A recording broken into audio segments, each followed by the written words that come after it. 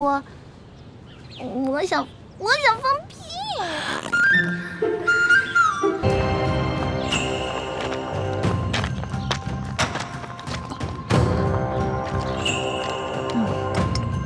停！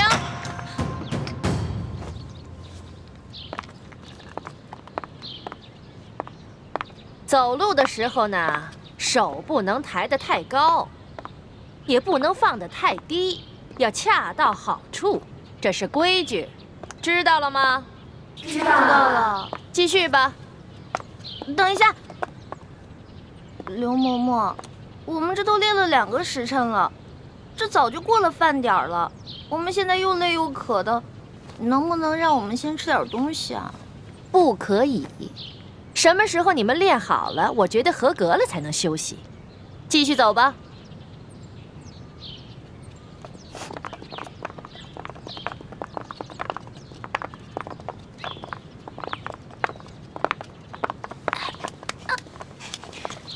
停！易欢，谁让你坐下的？刘嬷嬷，我的脚破皮了，我走不动了。那你也先向本嬷嬷请示啊，怎么能擅自休息呢？刚才我都说了，这是违反宫规。这也算违反宫规啊？当然，在这个宫里，只要是做宫里不允许的事，说宫里不允许的话，全都是违反宫规。你知道去年的秀女里面有一个擅自喂了太皇太后的胭脂鱼，后来那个鱼胀死了。知道这个宫女怎么样了吗？怎么样了？哎呀，她可是被活活饿死了呀！饿死了？这么残酷的处罚，刘嬷嬷，那我向你请示，我能不能休息一下？不可以。起来继续。好疼啊！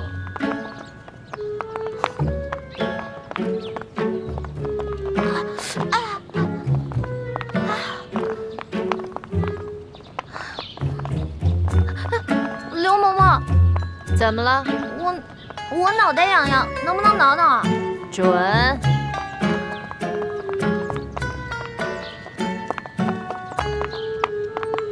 刘嬷嬷，说。我想，对不起啊，您肯定是那种通情达理的人嘛，不可能不让我打喷嚏的，是不是？下回憋住嘛。你哪儿那么多废话呀？赶紧走。哦。嬷嬷，你又怎么了？就这么一会儿，你举3次手了？不是您说的吗？有事儿之前必须举手请示啊。什么事儿说？我想放屁。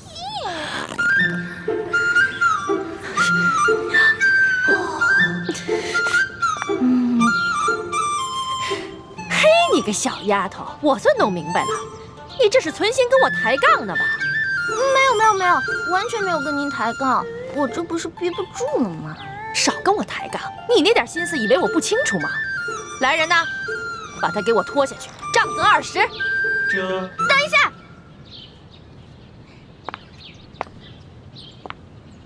刘嬷嬷，您可知道吏部尚书丁大人啊？我当然知道啊。那您可知道他是谁的干儿子啊？中堂大人。你的，哎呀，响鼓不用重锤吧？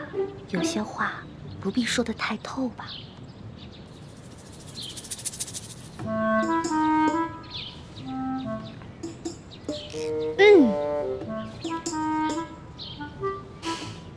算了，我就看在你脚磨破皮的份上，放你先去休息一会儿吧。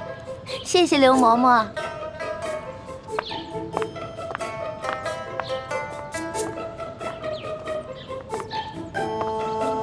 继续练呐。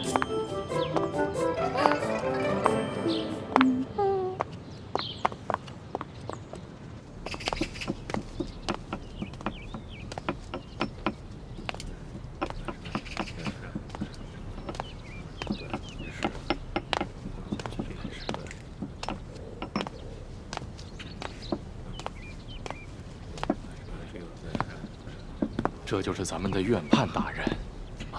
院判大人，你就是新来的李太医。晚辈李建清，望院判大人多多关照。这年纪轻轻就能到这太医院来当值，想必一定有过人之处吧？这些灵芝呢，有10年生的、20年生的、30年生的、100年生的。药工们在晾晒灵芝的时候，突然下雨了，他们慌慌张张地抢收，把一些灵芝混在一起了。不知李太医可否3日之内将这些灵芝按年份分开，以便配药之用啊？3天时间，恐怕不合适吧？那你需要多长时间呢？1炷香。一炷香，这也太高了，这怎么可能？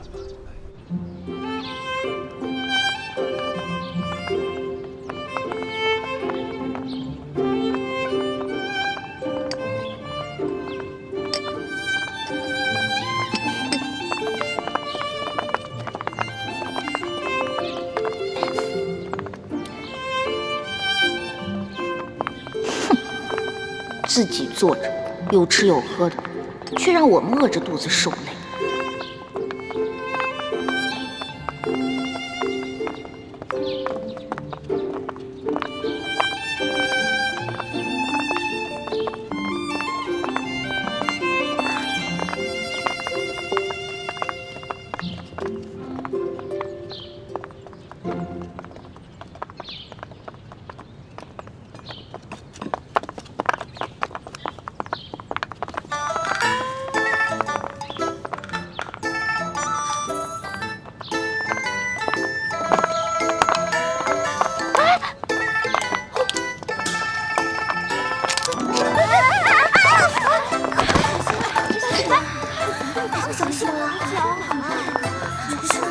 没事吧？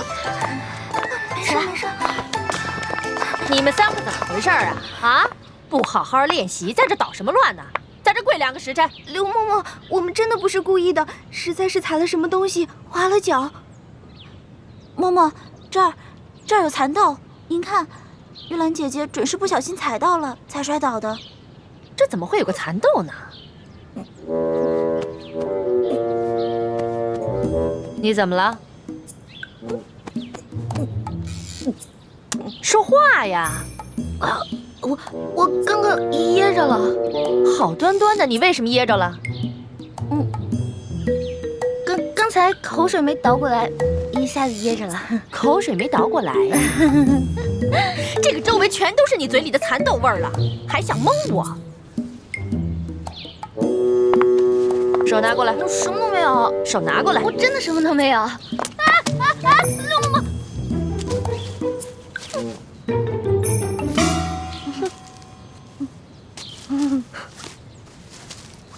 哼，你还想抵赖吗？看来我不给你点教训，你是真不知道什么是公规呀。来人呐，等一下。刘嬷嬷，您忘了，我呢可是中堂大人的。什么人违反公规都要受处罚？你以为我到现在还没回过味儿来吗？其实刚才我就想明白了，中堂大人怎么会派你这么一个不知道天高地厚的野丫头进宫来呢？你既然那么嘴馋，又担心挨饿，那我就罚你今天闭门思过，谁都不许给他吃喝。什么？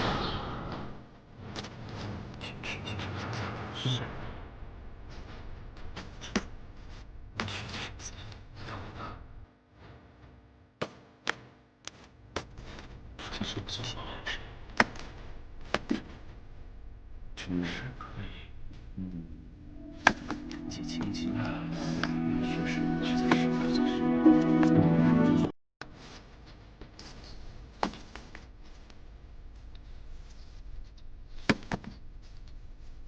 灵芝它可以从东这种剑精妙啊！宣判大人，晚辈已将灵芝分好，请大人检视。嗯，对呀，是啊，这是一件有意义的事情呀。年纪轻轻，有如此造诣，实属不简单呐。晚辈不过是班门弄斧，日后还要仰仗大人多多关照。好，有真才实学，不骄傲。李太医前途不可限量啊！哈哈哈哈哈哈！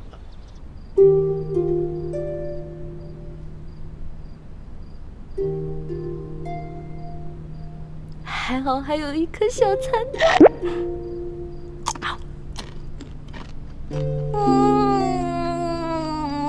好吃。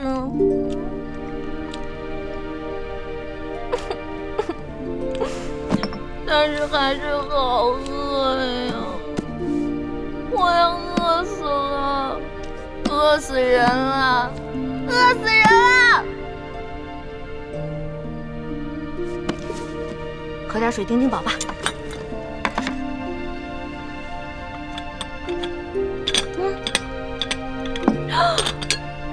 不是吧？啊！哎呀，好饿呀！好饿呀！饿死啦！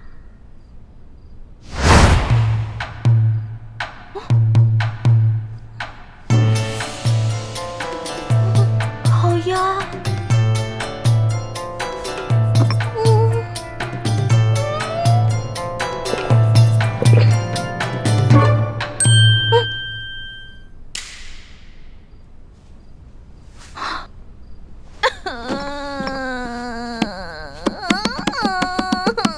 怎么办？我好饿呀！这才进宫我就要饿死了，也不知道猪哥哥找没找到龙小弟。龙小弟啊，你在这宫里的位置到底高不高啊？能不能帮我压住刘嬷嬷呀？哼！哎呀！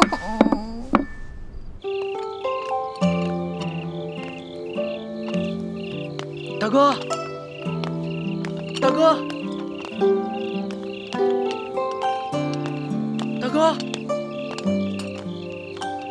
大哥，大哥！不是约好了在这见面的吗？人呢？会不会是刚进宫找不到路啊？哎，不对不对，他那么聪明，怎么可能呢？难道是出什么事了？大哥，大哥！哎呀，饿死了！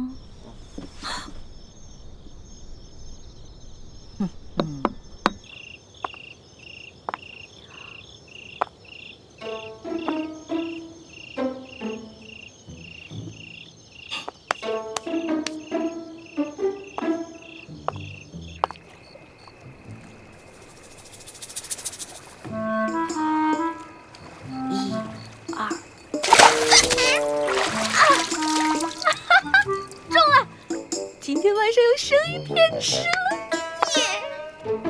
走着，走了，生鱼片。太爷，太爷，太爷，嘿，吓死我了！哎呦，原来是你这个鬼东西在这装神弄鬼啊，吓我一跳！太爷。你还说是不是？行，看我怎么教训你！哼，让你知道我的厉害！嗨，你师傅没教过你吗？祸从口出，被我逮着了吧？走！哎呦，哎呀，进宫就要少说话，多做事，知道吗？不要像我一样叽叽喳喳的。聒噪，不许再说了啊！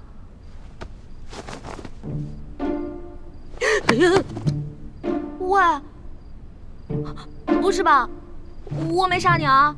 不是我杀的，不是我杀的！哎，你醒醒，你醒醒！不是吧？把你给憋死了！啊，我不是故意的啊！要不然我给你念《金刚经》超度吧。对不起，对不起，对不起，对不起啊！咱们储秀宫里喂了几年的鹦鹉，居然不翼而飞了。养在池塘里的锦鲤也少了一条。说吧，谁干的？知道吗？嬷嬷，玉兰让回秀禾，昨晚出去过。玉兰、荣慧、秀禾，你们出来。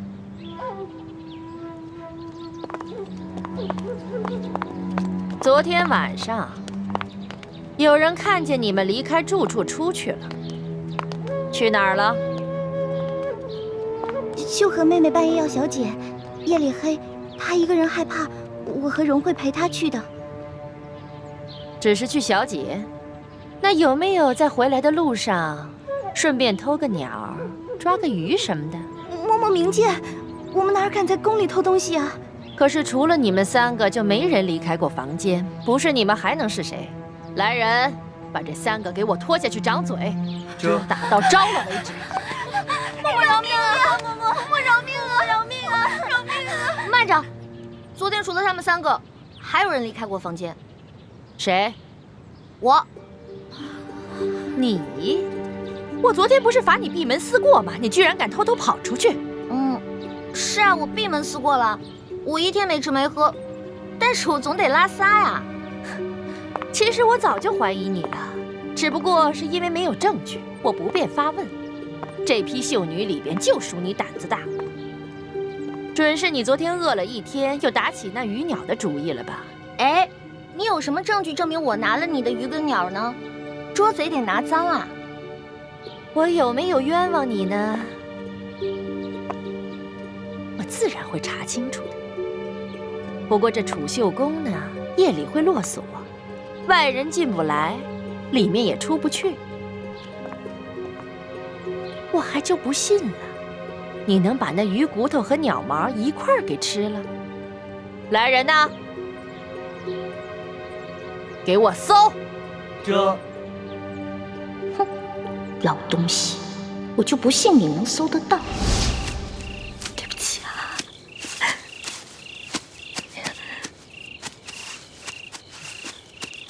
对不起，对不起。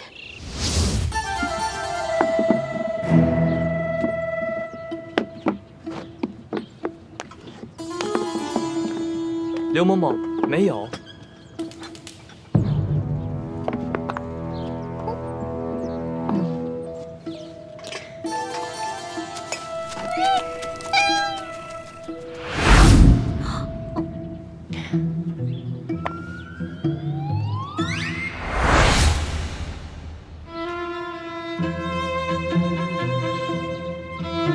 这个丝帕是你的吧？人赃俱在，还想抵赖吗？您看看，您看看，这被发现了。不过是这样的，昨天晚上啊，我是路过，我就看着这只鹦鹉想偷吃那条鱼，我就想着赶紧制止啊，我就拿我那个丝帕往他脸上一捂，没想到他就死了。到这个时候了，你居然还这么嬉皮笑脸的跟我口吐妄言呢！本来我今天就想打你20大板的，看你如此顽劣，胆30。这，哎，等一下，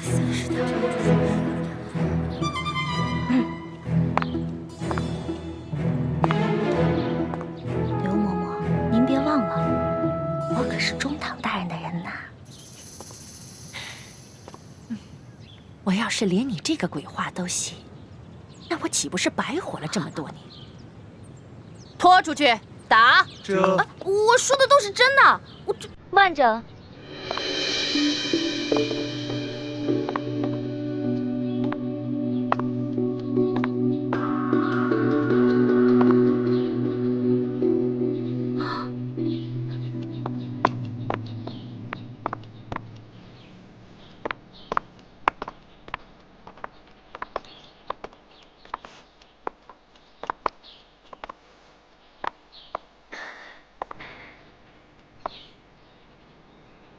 刘嬷嬷，可否借一步说话？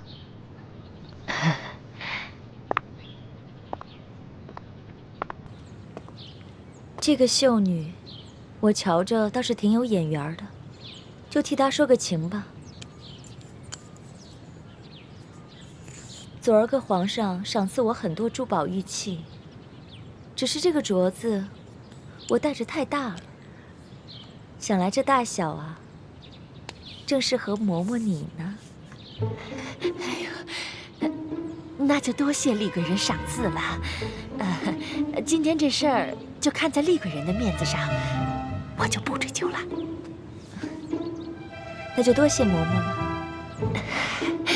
这个秀女有些不懂规矩，不过长得嘛倒是挺可人的。嬷嬷不如把她交给我，我来替嬷嬷好好调教调教。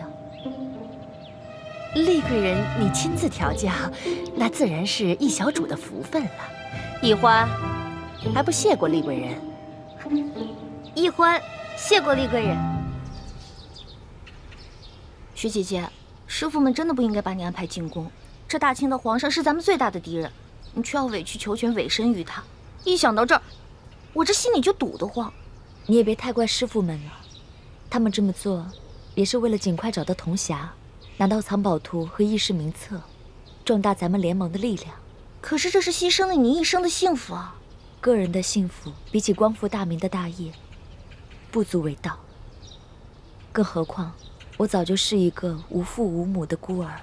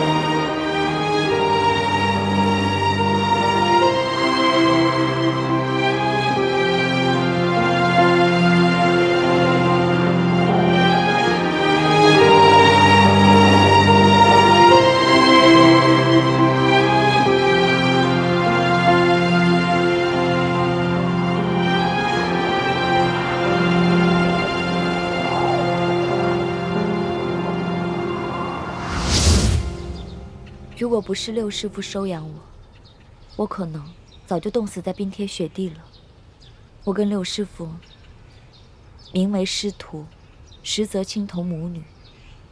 可惜，好日子没过多少年，梅花门就遭到了血洗。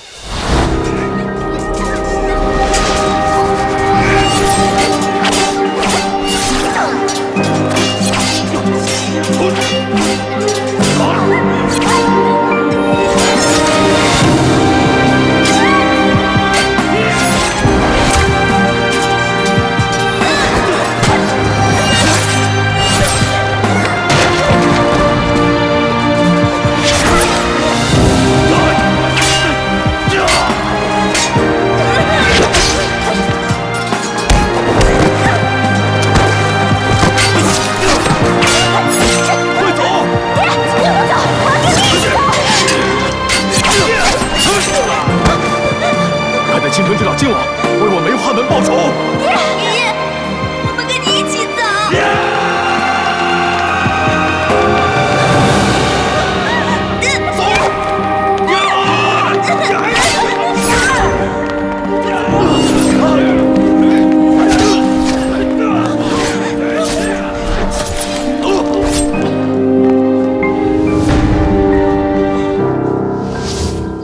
那个时候，我年纪还小，什么都不懂。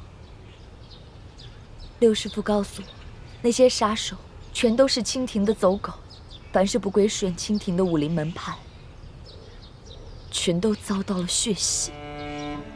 这么深的血海深仇，让你一个弱女子来报，实在是……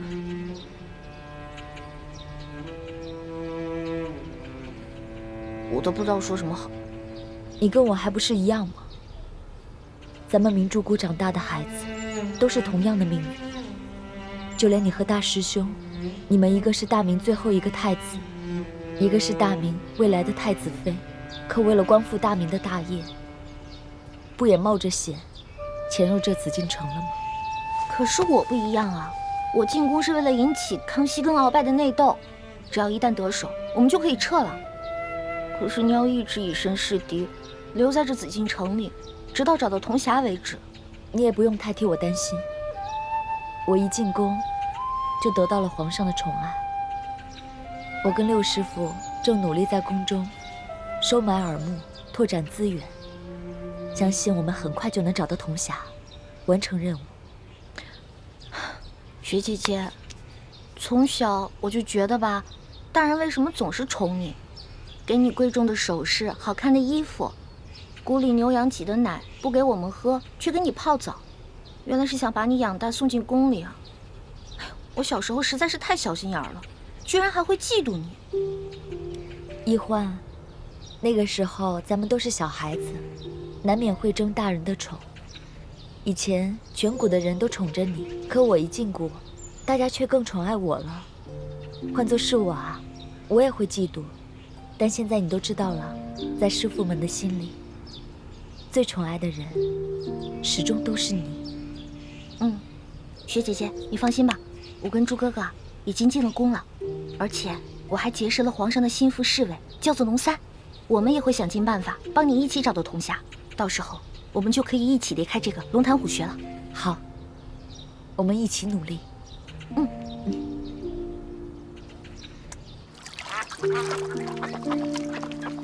雪姐姐，你看我这个好看吗？走得还真稳。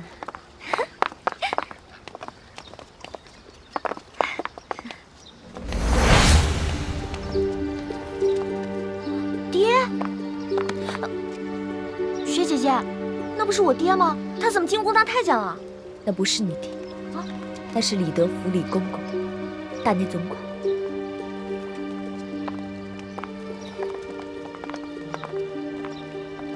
厉贵人吉祥。李公公安好。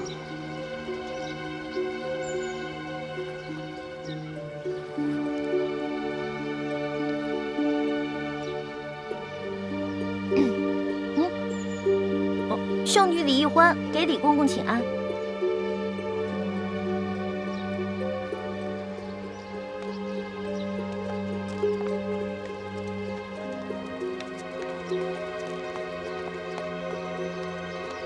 雪姐姐，你没骗我吧？那个太监真的不是我爹啊？他真的不是。我刚进宫的时候，一看到他也把我吓一跳，差一点把他错认成大师傅。可我再多看几眼，就看出了差别。大师傅为人严正，心地坦荡，脸上的神情总是很严肃，喜怒都能看得出来。而这个李公公却是个深藏不露的笑面虎。你永远也看不出他心里在想什么。怪不得，你都被封为贵人了，他对你好像还不是特别的恭敬。这你就不知道了。来，这李公公啊，是这宫里的大内总管，在这宫里面很有权势，再加上深得太皇太后的宠信，所以啊，后宫的嫔妃们都特别巴结他。连皇后都不例外，我只不过是一个小小的七品贵人，他自然不会把我放在眼里了。怪不得呢，这个李公公刚才还对你打声招呼，跟我连理都不理。欢儿，你以后见到李公公一定要主动打招呼行礼。这紫禁城可不比咱们明珠谷，为人处事一定要小心谨慎，稍有疏忽就得罪了人，别人在背后害你，你却一无所知，那岂不是很危险？哎呦，这皇宫简直不是人待的地方吗？你呀，从小一向在外面野惯了，如今也身不由己进了宫，还还真是难为你了。你和你那个结拜兄弟龙三联系上没有？别说了，根本就没有。我们这个刘嬷嬷，简直不是人，我根本就没有机会逃脱他那些眼线，我只好让朱哥哥帮我去联系了。那就希望大师兄能够联系到龙三，让这个龙三在皇上面前帮你周旋，这样，你还能安全一些。不然以我现在的身份，也保护不了你。雪姐姐，六师傅，放心吧，我现在已经知道这皇宫的厉害了。我发誓，我绝对不会再让雪姐姐、六师傅跟朱哥哥为难了。我绝对不会再给你找麻烦了。你说的话我们可不敢相信，但愿吧，但愿啊，你能老实一点。